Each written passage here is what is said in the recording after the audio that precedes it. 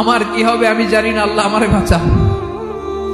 প্রতিটি নবী বলবেন নফসি নফসি, আল্লাহ তুমি আমারে বাঁচাও আমারে বাঁচাও। বিশ্বনবী মাথা তুলবেন, তুলে বলবেন রব্বি হাবলি উম্মতি, আল্লাহ তুমি আমার গুনাহগার উম্মতকে বাঁচাও। এই দুনিয়ার বুকে রব্বুল আলামিন সব নবীকে একটা করে দাওয়া মুস্তাজাবা দিয়েছেন, মানে যে দোয়া করলে কবুল হয়ে যায় সাথে সাথেই। দাও বিহা, দুনিয়ার সব নবীরা ওই দোয়াটা দুনিয়ায় করে ফেলেছে।